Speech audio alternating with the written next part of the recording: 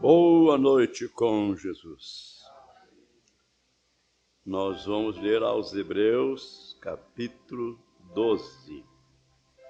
Aos Hebreus, capítulo 12. Damos boas-vindas a todos, no precioso nome do Senhor Jesus. E estamos reunidos nesta metade da semana para o nosso culto de oração. Pois sabemos que temos muito que agradecer ao nosso Deus, pois Ele tem feito muito por nós, não é? Nos deu mais um ano de vida, um ano de saúde, um ano de paz, e não sabemos o que este novo ano nos traz, mas é Deus quem nos traz o ano, não é? Estava meditando e o profeta irmão Brana disse que em meio à grande agitação, o Senhor Jesus Cristo virá. Em meio à grande agitação. Ele fala isso, acho que na era de Esmirna. Então, estava pensando, estamos vivendo um momento de muita agitação, né? Então, devemos estar preparados. Então, nós vamos, nesta noite, orar, agradecendo a Deus e pedindo a Ele, que começou em nós essa boa obra, a aperfeiçoá-la, não é isso? Abraão não podia ter o filho na condição em que ele se encontrava com sua esposa Sara. Mas Deus cumpre a sua promessa, não importa o que ele tenha que fazer, quão esquisito possa parecer para o ser humano, ele cumprirá. Então ele transformou Abraão, transformou Sara e deu a eles o filho prometido. E nós reconhecemos que não podemos ser arrebatados na condição em que nós nos encontramos. Mas nosso Deus vai cumprir o que ele prometeu. O profeta diz que assim como ele fez com Abraão, ele vai fazer com a igreja. O que ele fez com Sara e Abraão, ele vai fazer com a igreja. Mas isso será dado, não é isso, àqueles que têm sido perseverantes, no mínimo. No muito será colocado. Vamos ler. Portanto, nós também, pois, que estamos rodeados de uma tão grande nuvem de testemunhas, deixemos todo o embaraço e o pecado que tão de perto nos rodeia.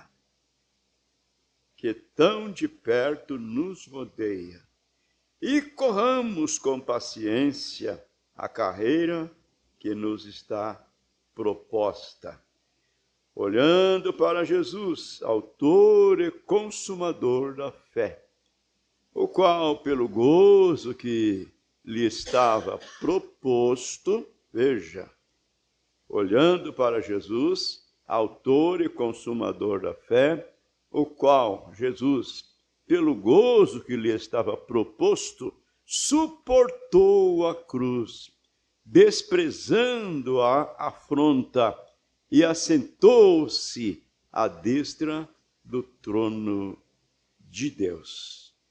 Amém. Grande Deus, até aqui, Ebenezer, tem nos ajudado o Senhor.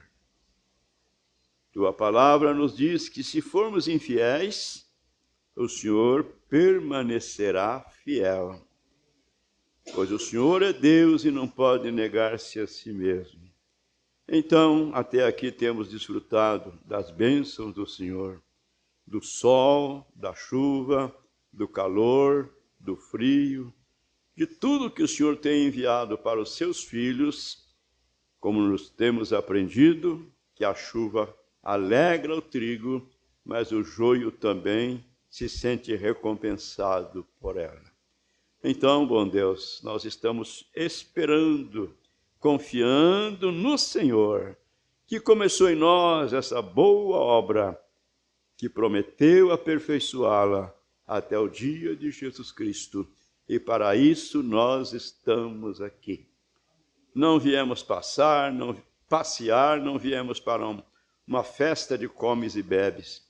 Temos vindo para cultuarmos ao Senhor, para ouvirmos os seus conselhos e também para orar, para falar com o Senhor, pois o Senhor diz que pedi, pedi, dar-se-vos-á. Então, se conosco nesta noite, oramos no nome de Jesus, teu Filho amado. Amém. Amém. Amém. Assentai-vos. Cumprimentamos nossos irmãos pela internet. Desejamos que Deus ajude a todos nós e nos prepare para esse grande evento que tomará lugar num destes dias, não é? A vinda de nosso Senhor Jesus Cristo para arrebatar a sua noiva, a sua igreja. Bom, a escritura que lemos, Hebreus 12, depois do escritor a esta carta aos Hebreus ter comentado conosco a respeito dos heróis da fé, aqueles que venceram pela fé e alcançaram as promessas. Apesar de que eles estão esperando por nós, porque a Bíblia diz que eles não serão aperfeiçoados sem nós. Aprove a Deus, não é? Dar algo para nós, algo melhor para nós, para que eles não sejam recompensados sem nós. Então, depois dele comentar a respeito dos heróis da fé, ali do Velho Testamento, depois dele dizer para nós que Moisés, sendo já grande, tinha discernimento entre o certo e o errado, ele rejeitou ser chamado filho da filha de Faraó. Que coisa, né? Ele seria neto do Faraó. E, por conseguinte, ele seria o próximo rei ali no Egito. Mas ele, sendo já grande, recusou ser chamado filho da filha de Faraó, escolhendo antes ser maltratado com o povo de Deus, que eram amassadores de barro e etc., eram escravizados. Ele escolheu, ele preferiu ser maltratado com o povo de Deus do que por um pouquinho de tempo, ter o gozo do pecado. Aqui não está escrito um pouquinho, está escrito por um pouco de tempo ter o gozo do pecado. Mas a gente pensa assim, por um pouquinho de tempo, que ainda que a vida dure 200 anos, 300 anos, um dia ela termina, não é isso? Mas ele sabia que a recompensa é a eternidade. Amém. Tendo por maiores riquezas o vitupério de Cristo do que os tesouros do Egito, porque tinha em vista a recompensa. Amém. Agora, nós temos também em vista a mesma recompensa que ele creu que alcançaria. Agora, amados,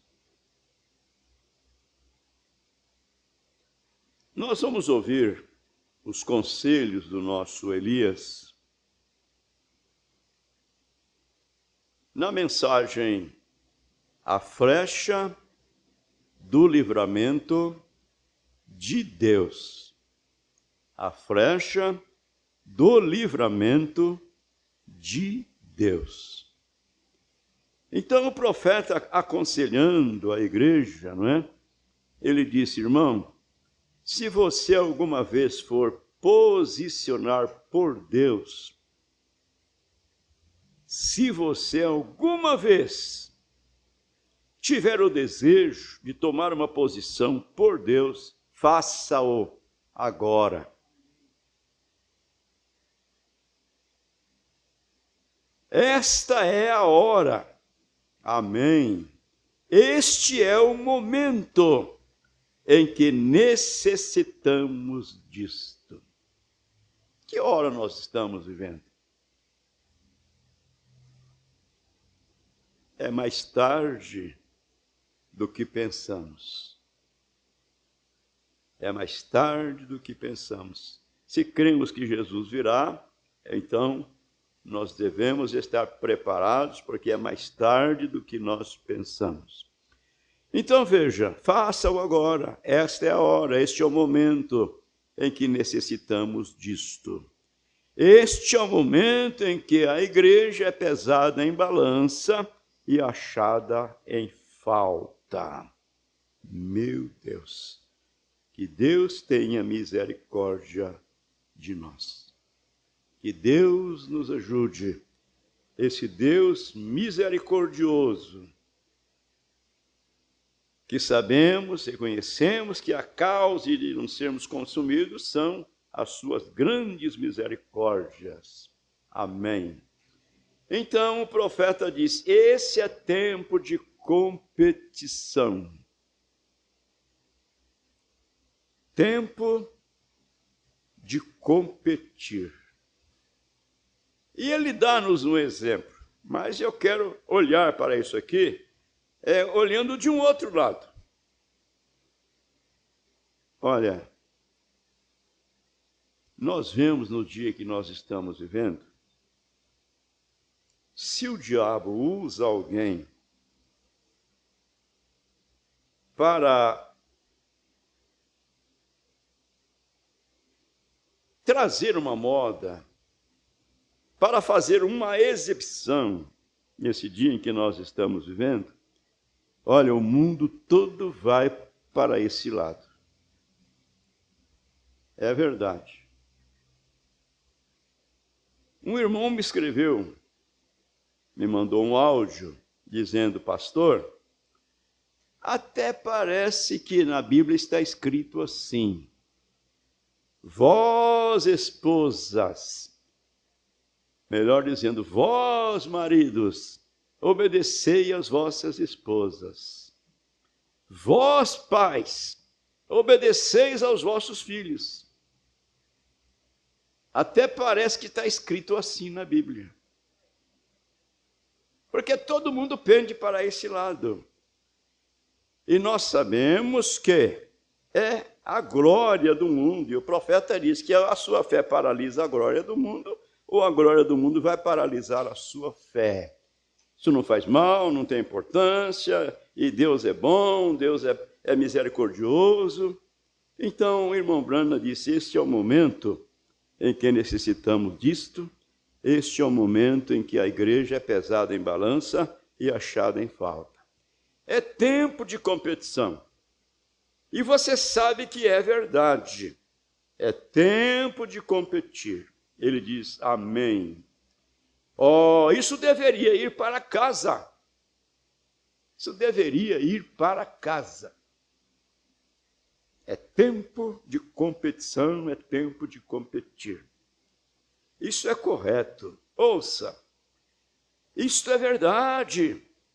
Agora eu vou lhe dizer, meu irmão, não me importa se os meus sapatos combinam com a minha calça, se a minha calça combina com o meu paletó. Quero é que a minha experiência combine com a Bíblia de Deus. Amém. Isso é o que importa. Isso é que é a coisa necessária para cada um de nós que temos sido salvos por graça. Porque, na verdade, graça é favor imerecido. Mas essa graça, se ela não for recebida com amor e com obediência, ela se torna ao contrário, desgraça.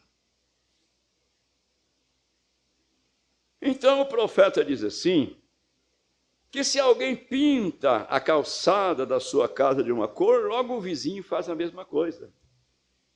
Se alguém pinta as grades da sua casa de uma cor, logo o vizinho vai fazer a mesma coisa, e assim vai competindo, copiando um do outro. Mas ele está dizendo que ele não se importa.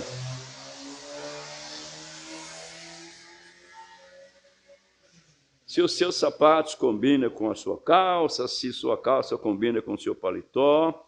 Ele disse, eu quero é que a minha experiência combine com a Bíblia de Deus. Amém. Isso é o que interessa. Isso é o que importa. Esse é o tempo apropriado. Se você deseja combinar alguma coisa, combine a sua experiência com a experiência de Paulo. Amém. É isto que precisamos hoje. É de um tempo para combinar com a fé de Paulo na Bíblia. Este é o nosso exemplo, correto? Um verdadeiro tempo para combinarmos isto. Amém. Tirando exemplo daquilo que é exemplo para a vida cristã.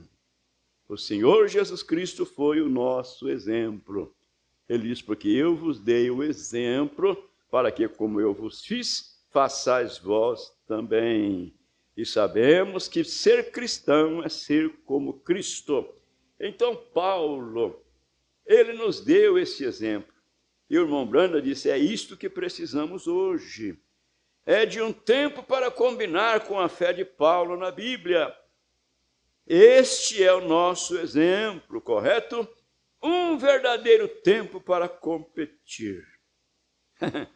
Competir nas outras coisas, mas competir na fé cristã, competir para ser, digamos assim, mais cristão do que o outro, de orar mais do que o outro, de falar mais de Jesus do que o outro, de chegar mais cedo na igreja do que o outro.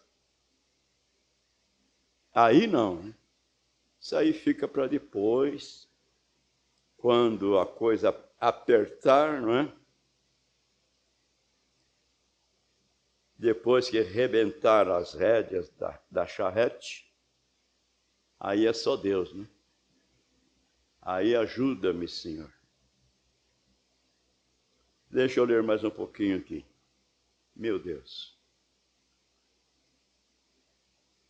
Esse é o nosso exemplo, correto?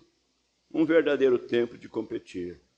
Não tente combinar com o seu vizinho. Não tente combinar com o seu vizinho. Combine com alguns santos da Bíblia. Se você é um santo, haja como um santo. Ande como um santo, se vista como um santo, fale como um santo, ore como um santo e creia como um santo. Seja como um santo, viva como um santo, morra como um santo e vá para o céu como um santo. Amém.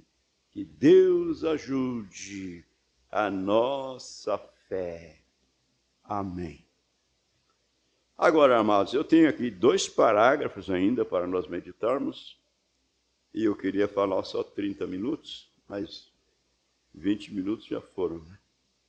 Irmão Branda disse, então agora, queridos, vocês aqui em Sepulvort, deixe que essa possa ser uma advertência para vocês. Ora, eu fico pensando assim, irmão Brana, como um profeta enviado por Deus, como um profeta, um homem que tinha visões, um homem que Deus falava com ele. Eu imagino, né? A santidade que existia nele levava a ele ter um amor supremo por cada pessoa. Eu fico pensando que quando ele via alguma pessoa enferma, e às vezes a pessoa não podia ser curada porque não era a permissão de Deus, o coração dele doía demais. Mas ele sempre diz, Jesus falou, o filho não faz nada sem antes ver o pai fazer também. Então ele esperava em Deus, curava aqueles que era permitido por Deus. Não era nada feito pela vontade de William Branham. Então eu fico pensando assim, ele olhava para uma pessoa, olhava para mim, por exemplo, ele sabia o que eu estava pensando, ele sabia o que estava no meu coração, ele sabia dos meus passados, ele sabia se eu estava falando a verdade ou não, se eu estava agindo com hipocrisia, ele sabia.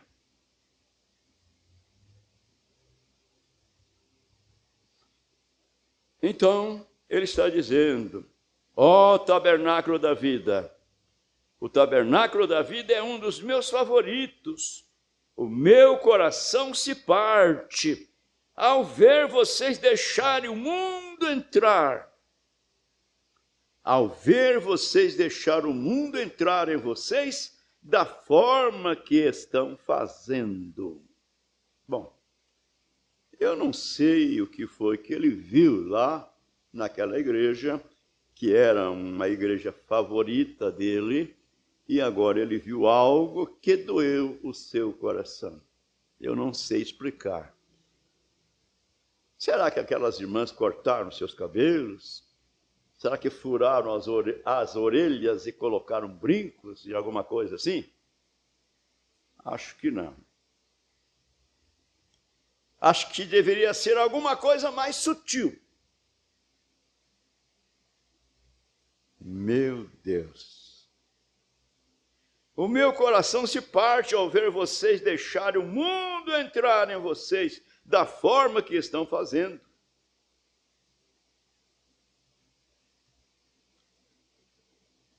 Meu Deus.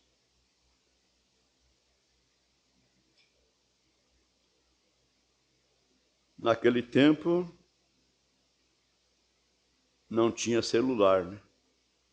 Não tinha o tablet,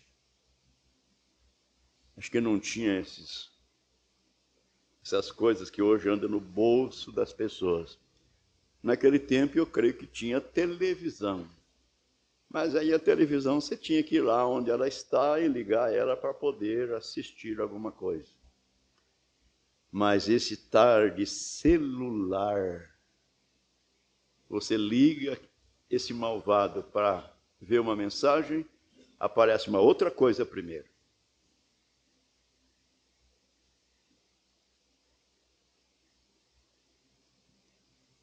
É uma coisa armada mesmo pelo inimigo. Meu Deus! Então veja, ele está dizendo, saiam disso, não façam isso nunca mais.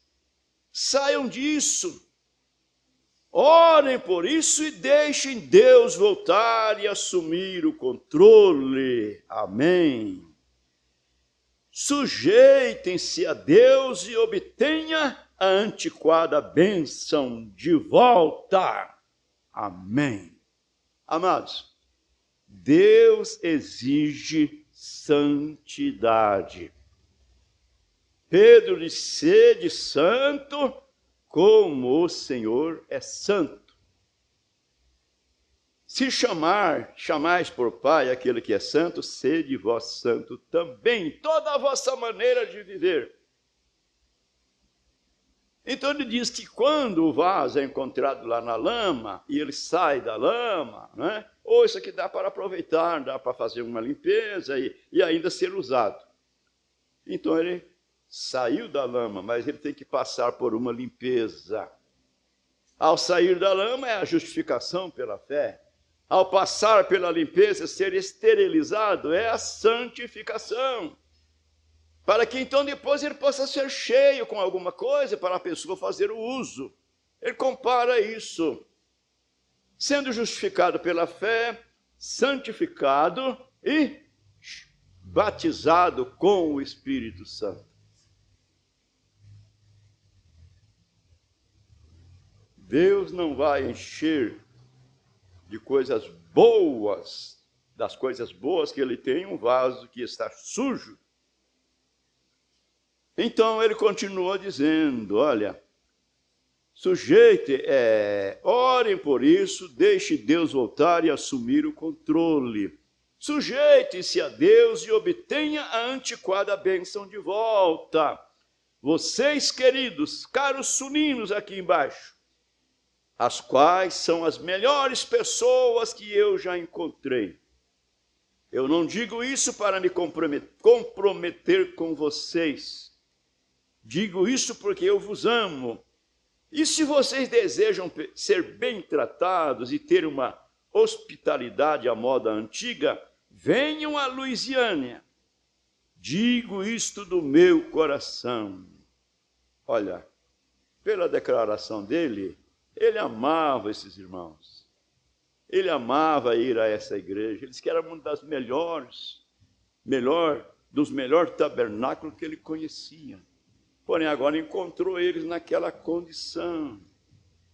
Então, ele está recomendando, né, para as pessoas ir visitar aqueles irmãos sulinos lá e ter uma boa recepção à moda antiga.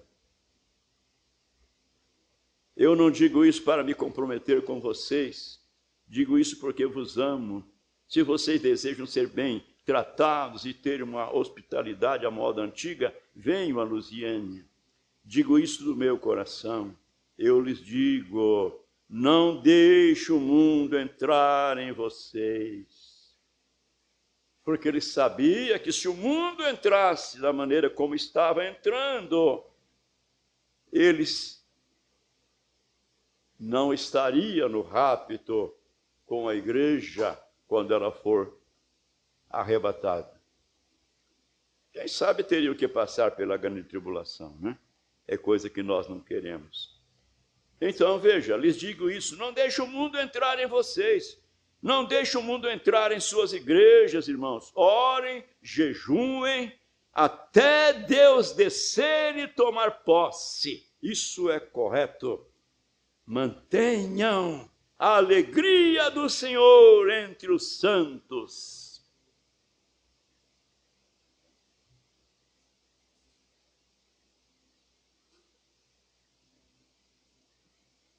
As reuniões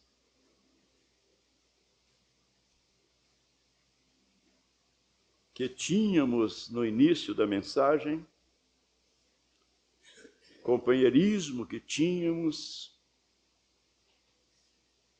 pessoas vinham de longe, de bicicleta, montado a cavalo, de carroça,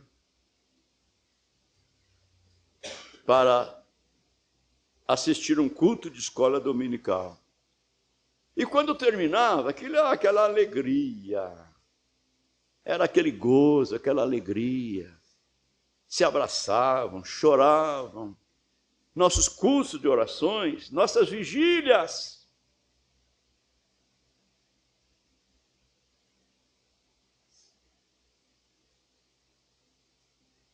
Que Deus nos ajude. Mantenham a alegria do Senhor entre os santos. Se mantenham em oração e vigiem cada lugarzinho, cada coisinha que o diabo quer te envolver naquilo, esteja vigiando. Não é somente orar, mas orar e vigiar. Então o diabo vem como um sapatinho de algodão, querendo entrar, querendo impor as suas coisas. Diga para ele, não vem, que não tem. Eu sou um servo, sou uma serva de Deus. Amém. Vigie em cada lugarzinho. Aí ele disse, se Noé via um vazamento em sua arca, ora, ele colocava um pouco de betume ali. Ele não deixava aquele vazamento aumentar, porque senão a arca encheria de água e, portanto, ela se afundaria. Então, quando ele via aquele pequeno furinho ali, uma água entrando ali, aquele vazamento, ele botava um betume ali. Aonde que o irmão Brana vai, né? Se Noé visse um pequeno vazamento em sua arca, ele colocava um pouco de betume ali. E então esta é a melhor coisa que conheço para tapar um vazamento. O mundo aí fora que está querendo entrar no seu coração e reparar o vazamento, a melhor coisa que sei fazer, e há somente uma maneira de fazê-lo. Esta é a oração. Amém. A oração impede o vazamento. A oração muda as coisas. Que Deus nos ajude. Efésios capítulo 6 e o versículo 18, Paulo disse: orando em todo tempo com oração e súplicas no Espírito e vigiando nisto com toda a perseverança e súplica por todos os santos. Vamos fazer isso? Vamos orar ao Senhor um pouquinho.